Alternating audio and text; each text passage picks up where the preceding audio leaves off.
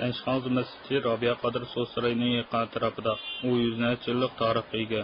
Atrofdagi musulmonlar mushu yerda diniy faoliyat qildi.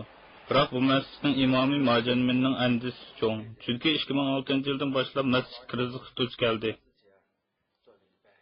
现在清真寺没钱，现在今年冬天这个供暖还咋样的，我们这能不能正常，我们都没现在没有数。 Sanshxoz masjidining iqtisodiy qiyinchilik qo'yilganini 1993-yildan boshlab so'zlashga to'g'ri keldi. 1993-yilda Robiya Qodir bu masjidning yaqin atrofida o'z nomida so'zsaroy solgan. Ayni chog'da u masjidning 10 yig'iz uyini ishlatgan.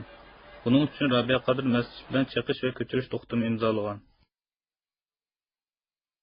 把这个协议进来以后啊，就是拆一不一对呀，就是说他用多少房钱不造钱，他完了我们就给柜台10个柜台。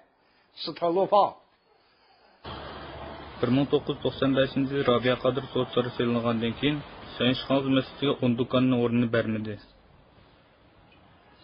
Robiya 大厦当时提出来嘛，说你这个拿房拿进清真寺不好管理，最后嘛你租给我们，租赁给我们，我们给你管理，完了给你给房租，这样嘛通过协商嘛就租赁给他们了。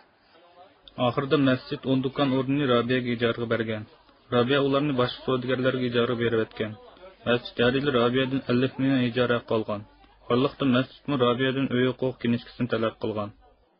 就是要过他就是这样拖进没办嘛，当时都没办，当时说都不，当时嘛都没办，说是不好办，以后可怎么办？当时那个地方吧不是我们一家，有好多家呢，那些人都没办。 我们都是信教群众都是比较善良的，明白了？只要你说，哎，你放心，我们给你给了，我们不会这个，我们也是亲信他们。你相信，我也是穆斯林，我不会欺骗你们的。到时候我已经给你们话是在哪儿的给你们清真寺的给，我们也是想从这一方面，我们都相信。你也是穆斯林，我相信，我们信教群众也是善良的嘛。U ko'pchilik hammamiz musulmon, men masjidni oldimayman degachga, masjidni uningdan kinishkini zo'rlab ololmaydi. Bundaq ahvol uda 10 yil davomlashdi. 2005-yilga kelganda hukumat Robiya so'zsarayining mulk huquqini ro'yxatga oldirganda masjid ondan ularning 10 do'kon o'rnini boshqalarga o'tnib berayotganligini bildi. 我们经过了解了嘛，就是买了，他有的买，他用个商户嘛，他给商户买了嘛，直接就买了了，说的一个柜台是8万块嘛，多少钱买了？这种我们找相信的人也找不到了。 说现在找热比亚去嘛，热比亚人不在了，现在我们找谁？找反正等热比亚回来，现在热比亚也不在了，现在我们清真寺受到这样大的损失。